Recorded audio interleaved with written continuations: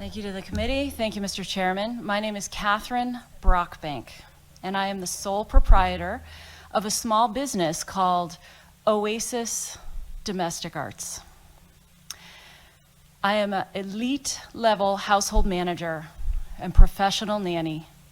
I offer hybrid services. I consult. I recruit. I manage million-dollar homes and everything inside of them at an elite level.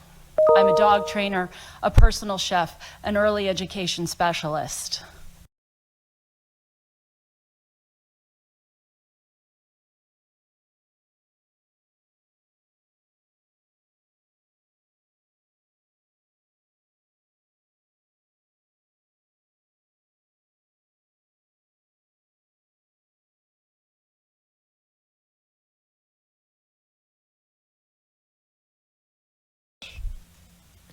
Thank you, Kate, Thank for you, coming. guys. Thank you.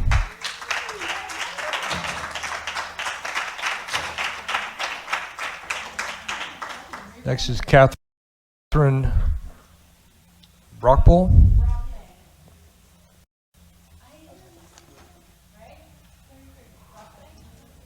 Sure. Followed by Amy Baez.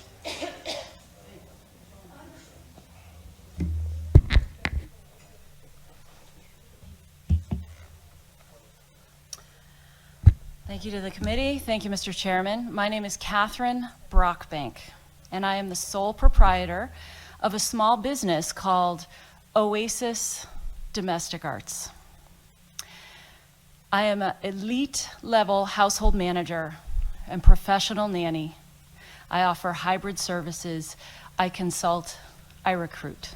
I manage million-dollar homes and everything inside of them at an elite level. I'm a dog trainer, a personal chef, an early education specialist, and most of the people in this room cannot afford my services. I'm a member of the International Nanny Association. I left high tech and biotech at the age of 40 to get off of the corporate matrix and devote my life to working with children. And finding that I could not make a decent income in education, I was recruited out of music teaching by a high political profile family in Cambridge, Massachusetts. I have a very unique background, and I have a very unique skill set. And I have a very unique perspective on what is going on in childcare in the professional nanny industry, both in the state of Connecticut and internationally. I have spoken with no less than 12 families over the last 3 weeks who would have loved to have hired me to offer service in their home. However, I am not vaccinated. I am one of the few nannies that actually have a valid medical exemption from a licensed medical doctor in the state of Connecticut. And it puts me in a unique position, because I can hold the middle ground for the families that consult with me or want to hire me. And I can say, hey, you know, I'm not one of those conspiracy theorists that just doesn't want to get vaccinated. I actually have a valid medical exemption. And then they open up to me. And then they tell me what's really going on about their choice. And if you could be inside those conversations that I have had, it would blow your mind. Now, I realize I'm speaking to the choir here, and I am very grateful to you all here in the Republican caucus for giving so many of us a voice. I will detail for you just a few of these conversations, what's happening in the International Nanny Association, and why I resigned my position on May 3rd. The family that I worked for, a very high-level position, a one that I loved. The children, the bond was so strong, and the relationships with my mom and dad client were amazing. This was a top-level position that I have fought very hard over the past 10 years, building my business to obtain top-level positions in this area. I am not $18 an hour. Okay, just to be clear. This is a professional level position, and I represent this industry.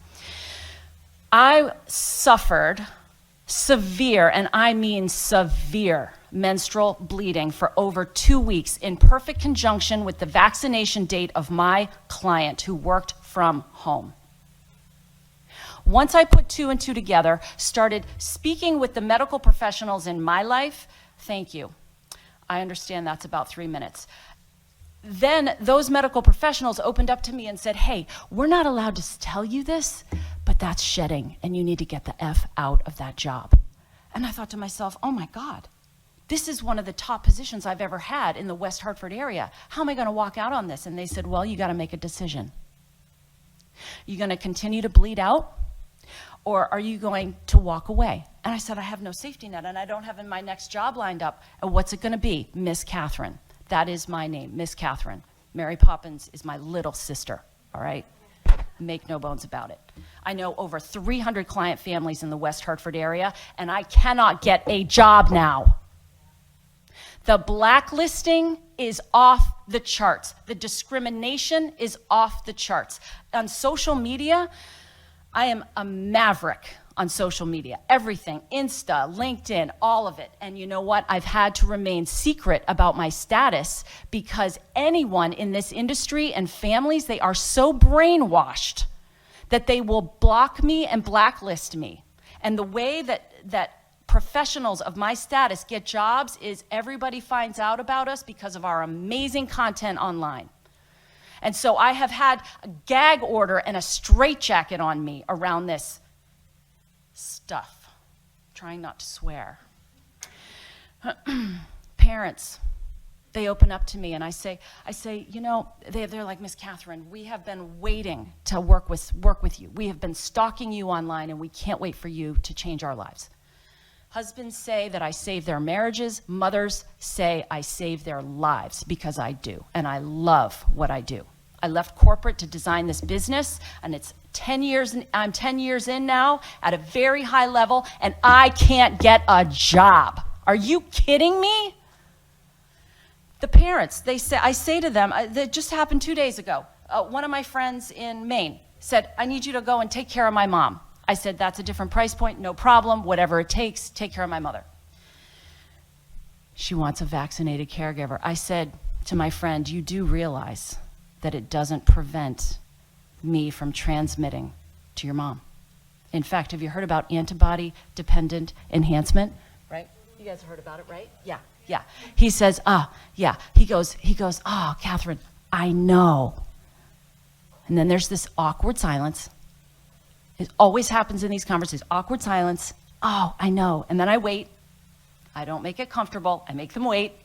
And then I say, but it just makes you feel safer, right? And they go, oh, yeah, it does. A little empathy. And they're just like, oh, yeah, it just makes us feel safer. I said, you do realize that I could get it, they could get it, and you could transmit it to me, right? Oh, I know. Yeah, I know. But it just makes you feel safer, right? Yeah, it makes us feel safer, and we just really want it.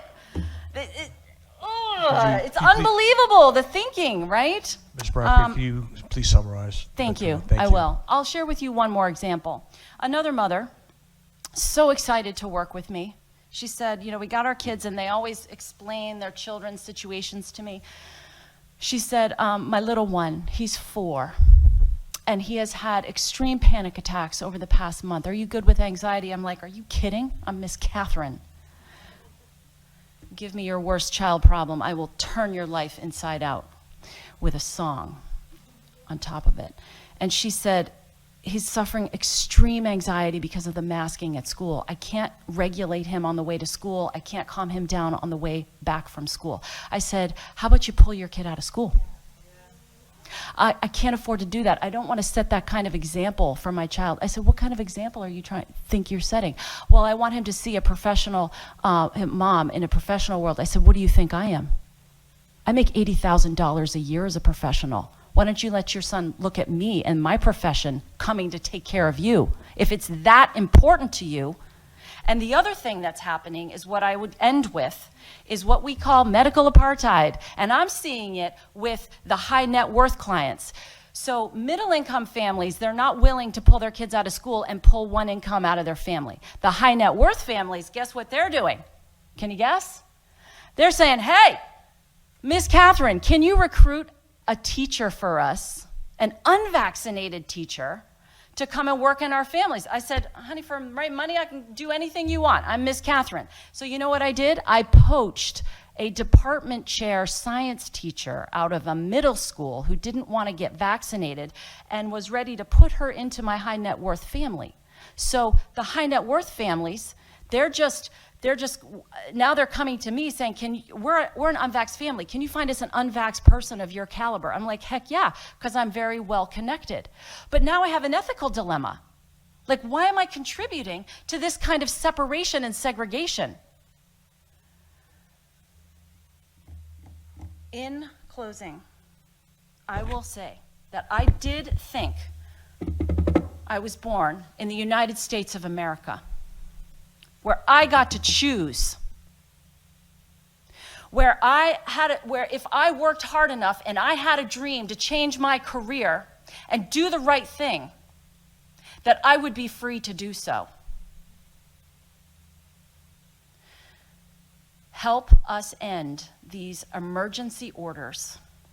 Thank you for all your advice on helping us understand what we need to do to vote out the criminals that are destroying our country. Thank you.